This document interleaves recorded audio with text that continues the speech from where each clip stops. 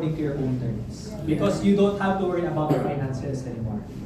Ano siya? Muna nakadung kag mga stories na 27-year-old pa lang siya, naka-retire na siya because katong yung business is really doing well, ano ba? Na mga buta. Muna ang meaning, dili siya edad, kundi status, kung kano sa niyo siya ma-achieve. Now, kung sa'yo negosyo na for the next 5 years na nindot, to be honest, by di jud na ko masulti. Di jud ko kabalo. Dili mo ko analyst, dili mo ko inana ka economic style.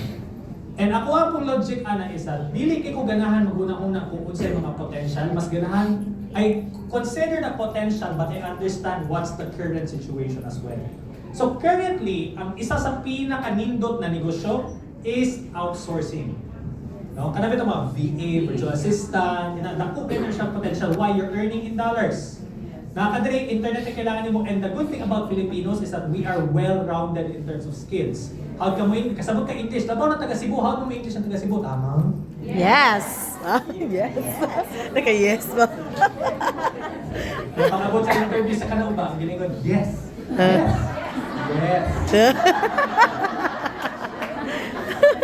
Do you know how to compute this? Yes. Yes. But in reality, dili din.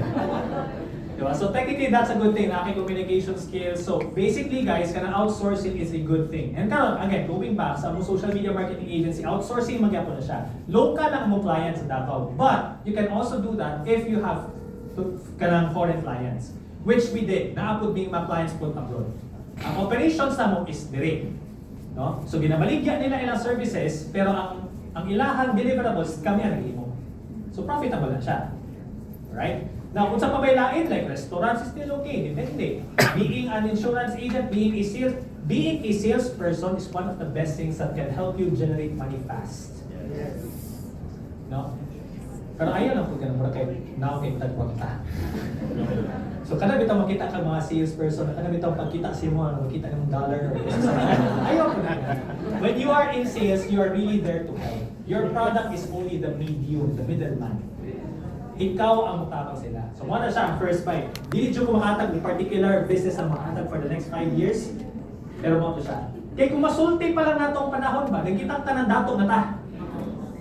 Pag makabalong ta ang puhon, maimo na siyang 20, akong gipalit ang stock ng piso, ni dato na ta. Pero dili, maninana ang life. Okay, so that's one. Now, OFW, kani. Frequently po na ako ni madawat ng mga messages, inbox or comment section, unsay nindot na negosyo para sa OFW. Actually, if you can, is na-adjud kay business na naa ka. Dito, management. Itay, kung naka dito sa gawas, basi pwede ka makasideline dito.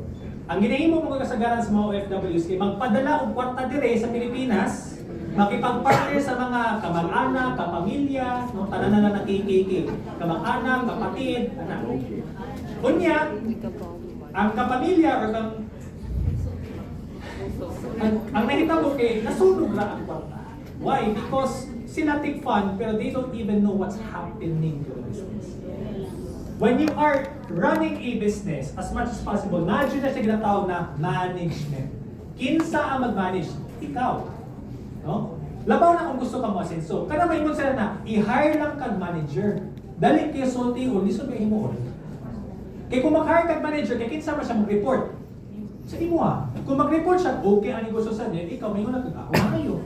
Pero in reality, ang kwarta, ang cash flow sa negosyo, lugi. But you don't know because you don't know what questions to ask. Ask the person.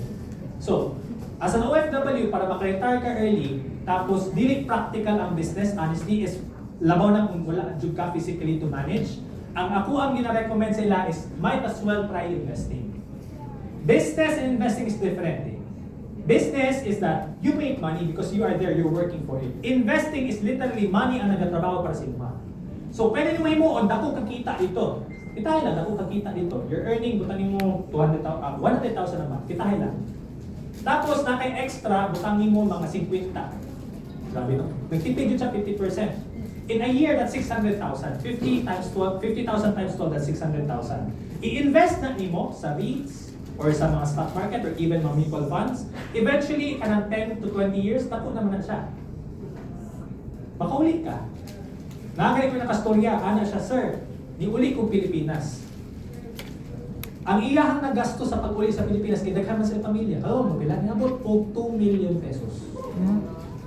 Asa na padulong? Sa pagkain. nagkaon sa mga ako ang mga kamag-anak, tapos nag-outing ni dito sa Pearl Farm, mga ano ba? Mga social Grabe, na ha? So kung ako huna-huna ang good is that, kung kaya niyo mo makatigom og 2M para sa gasto lang, kaya niyo mo makatigom para sa investment. Nang katong kwarta na yung ma-earn from the investing, muna tayo mong gamiton to spend on the things na gusto niyo. No?